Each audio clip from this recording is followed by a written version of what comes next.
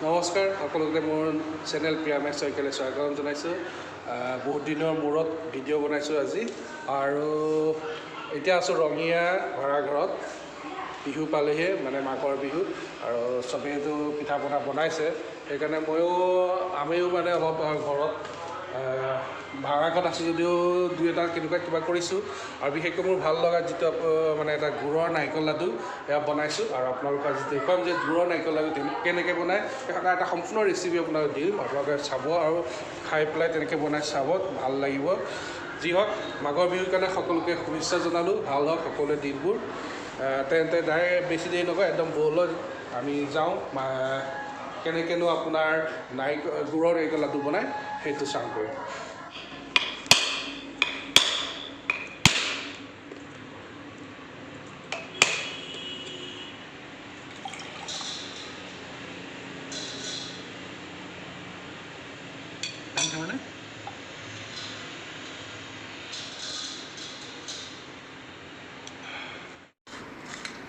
মই নাৰিকল গুচাই নাৰিকল ফালি দিলোঁ আৰু নাৰিকলৰ পানীও টেষ্ট কৰিলোঁ। নাৰিকলৰ পানী ধুনীয়া মিঠাই আৰু এয়া মিছেছে তাৰপিছত আৰম্ভ কৰিলে নাৰিকলবোৰ ৰুকিবৰ কাৰণে। আমাৰ ৰুকনি নাছিলে, ৰুকনি মালিকৰ ঘৰত আছিলে। মালিকৰ ঘৰৰ পৰা ৰুকনিখন আনি ৰুকা আৰম্ভ কৰিলোঁ। ৰুকি আছে আৰু হৈ গ'ল নাৰিকল ৰুকি হৈ গ'ল। এতিয়া আমাৰ নাৰিকল ৰুকি হ'ল আৰু লগতে এইটো ছাইডত আমি চচপেনটো বহুৱাইছোঁ। লাহে লাহে আৰম্ভ কৰিম এতিয়া বনোৱা গুড়ৰ নাৰিকল লাডু।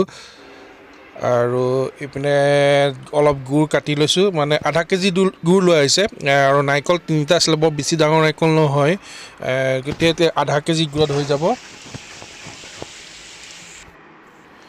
আৰু এই চচপেনটো গৰম হ'ল, গতিকে নাৰিকলৰ যিখিনি আমি ৰুকি থোৱা নাৰিকলৰ গুড়ি, সেই নাৰিকলৰ গুড়িখিনি আমি ইয়াত এতিয়া দি দিছোঁ চচপেনটোত।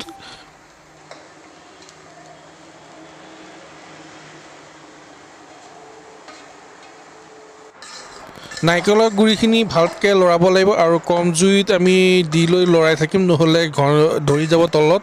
সেইকাৰণে আমি ঘনাই ঘনাই লৰাই থাকিম। আৰু অলপ বাতিত আমি কাজু লৈ লৈছোঁ। এইটোত আমি কাজু দি দিম, এনেই জেনেৰেলি দিয়া নহয়, কিন্তু আজি অলপ দি ল'ম। আৰু নাৰিকলৰ যিখিনি আমি গুড়া মোটামুটি ভাজি হৈছে, কিন্তু অলপ ভালকৈ ভাজিব লাগিব, যাতে যিটো ইয়াৰ নাৰিকলৰ টেপটেপীয়াটো মানে প্ৰায় নাইকিয়া হৈ শুকাই যায়। নাৰিকলখিনি শুকাই যাব লাগিব আৰু শুকাই যোৱালৈকে আমি ভাজিম কম জুইত দি। আৰু মোটামুটি এইখিনি হৈছেই। আৰু কাজুখিনি আমি সৰু সৰুকৈ কুটি ল'লোঁ, নহ'লে ডাঙৰকৈ দিবলৈ অসুবিধা হ'ব। আৰু আমাৰ যিহেতু নাৰিকলখিনি অলৰেডি ভাজি হৈছে, শুকান হৈ গৈছে, আৰু সেইকাৰণে আমি তাত এতিয়া গুড়খিনি দি দিছোঁ। সৰু সৰুকৈ গুড়খিনি কাটি লৈছোঁ আগতীয়াই। ইয়াত প্ৰায় আধা কেজি গুড় আছে আৰু গুড়টো অলপ লেতেকীয়া মানে নিচিনা হ'লে, যিটো আমাৰ কিছুমান বজাৰত পায় খচখচীয়া বালিচনী, সেইটো গুড় অলপ ভাল নহয়। অলপ লেতেকীয়া নিচিনা এটা গুড় পায়, সেইটো আনি ল'ব লাগে।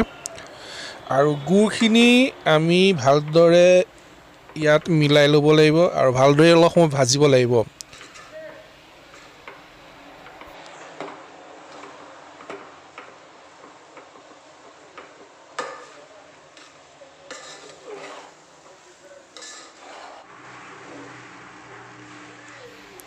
এয়া হৈছে অলপ চলপ ভজা আৰু একদম কালাৰটো ধুনীয়া আহিছে, দেখি মানে জিভা পানী ওলাই গৈছে, খাওঁ খাওঁ লাগিছে। খাবৰ কাৰণে যেতিয়া বনাইছোঁ, কিন্তু ভালকৈ হৈ লওক। এয়া প্ৰায় হৈ গৈছে।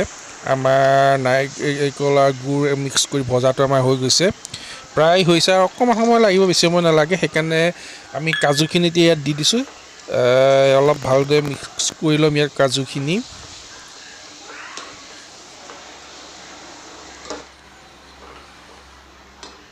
ইয়াৰ আমাৰ হৈছেই মোটামুটি। আৰু নমোৱাৰ আগতে এনেকৈ টেষ্ট এটা কৰি চাব আপোনালোকে হাতেৰে। অলপ যেতিয়া আঠা আঠা নিচিনা হ'ব, তেতিয়া নমাব পৰা যাব, মানে তেতিয়াহে লাডুটো বাং খাব। এনেই হাতে অলপ এনে চুই চাব, গুড় আৰু নাৰিকলৰ মিশ্ৰণটোত মানে আঠা আঠা নিচিনা হৈছে নাই। আৰু আমাৰ হৈ গ'ল, গতিকে আমি এতিয়া নমাইছোঁ আৰু এই চৰিয়াটোত আমি লৈ লৈছোঁ, কাৰণ চচপেনটো গৰম হৈছে, তাৰ পৰা উলিয়াই মানে লাডু বনোৱাৰ অসুবিধা হ'ব। সেইকাৰণে চৰিয়াত বাকি লৈছোঁ, আৰু চৰিয়াত লোৱাৰ কাৰণে আমাৰ বনাবলৈ সুবিধা হ'ব।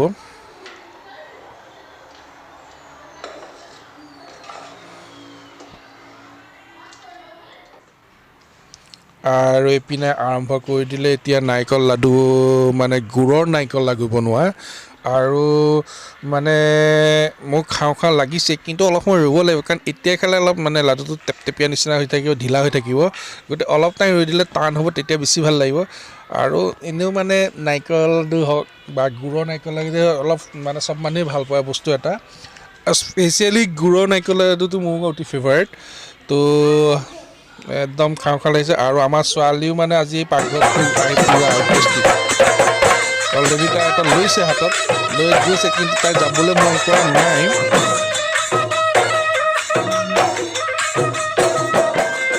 তাই আকৌ আহি মই জানো তাই আজি পাকঘৰ পৰা সহজ তাইও মন গৈ আছে নাৰিকল মই ভাল পাওঁ কিয় ভাল নাপাব আৰু এটা লৈছে ইটোভাগ খালী আছে কিন্তু ল'বই সেইটো আৰু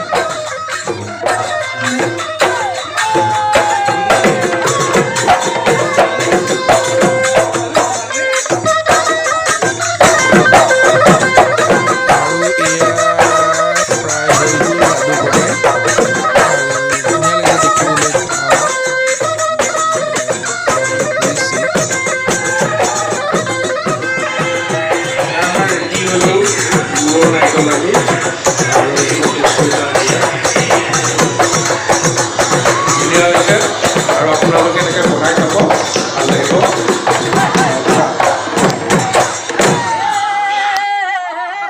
আৰু আপোনালোকে ঘৰত এনেকৈ ট্ৰাই কৰি খাব যেনে নাৰিকল লাডুতকৈ গুড়ৰ নাৰিকল লাডু বেছি ভাল লাগে গতিকে খাব তেন্তে বাই বাই আজি